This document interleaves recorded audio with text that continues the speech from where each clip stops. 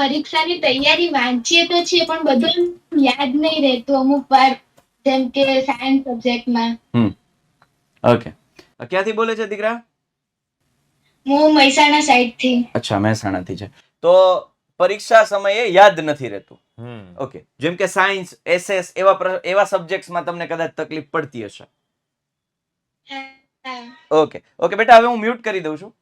Okay sir, મારા experience પ્રમાણે યાદ ન રહેવાનું એકમાત્ર કારણ એ છે, જો બધા સાંભળજો, તમારામાંથી જો બધાનો પ્રશ્ન આ કોઈ હોય તો પછી એ હવે પૂછવાનું રિપીટ નહીં કરતા. યાદ નથી રહેતું એનું એકમાત્ર કારણ એ છે કે સામાજિક વિજ્ઞાન, વિજ્ઞાન, ગુજરાતી જેવા થિયોરિટિકલ સબ્જેક્ટમાં તમે લીટીએ લીટી યાદ રાખવાનો પ્રયત્ન કરે છે.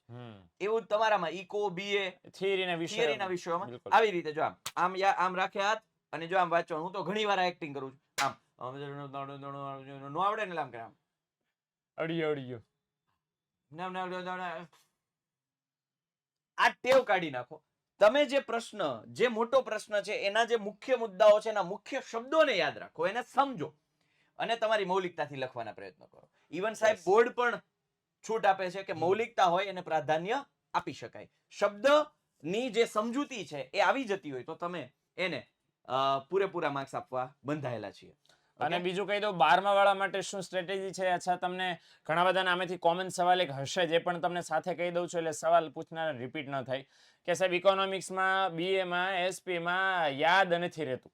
તો યાદ નથી રહેતું તો બધું ચોપડીમાં સાહેબ સરે કીધું પાકું નથી કરવાનું. નંબર 1, સૌથી પહેલા એવી વસ્તુ જે તમારે બેઠી બેઠી ગોખવા જેવી છે એ છે વ્યાખ્યા. સૂત્ર આપ્યા હોય તો સૂત્ર, મુદ્દાના ટાઇટલ હોય તો ટાઇટલ, ફૂલ ફોર્મ હોય તો ફૂલ ફોર્મ. આટલું પરફેક્ટ પાકું જોશે. એની અંદરનું તમે કોન્સેપ્ટ તૈયાર કરો. લીટી ટુ લીટી કોઈને મને કે કોઈને યાદ ન રહે. એટલે એ મુદ્દાની અંદર શું કોન્સેપ્ટ છે એ બસ સમજવાનો છે. એટલું સમજશો એટલે તમારું કામ ઈઝી થઈ જશે. અને હજી પણ ઘણા બધા એમ કે સાહેબ તો મુદ્દા જ યાદ નથી રહેતા, તો એના માટે બેસ્ટ કી હું તમને આખા વર્ષ દરમિયાન કીધું છે ને હજી પણ કહું છું કે લખીને તૈયારી કરો. જેટલું તમારું કાંડું ચાલશે એટલું તમારું મગજ ત્યાં કોન્સન્ટ્રેટેડ રહેશે. અને એ જ તમારું સૌથી વધારે અલ્ટિમેટ ગોલ છે. રિવિઝન સૌથી વધારે કરતા રહેજો.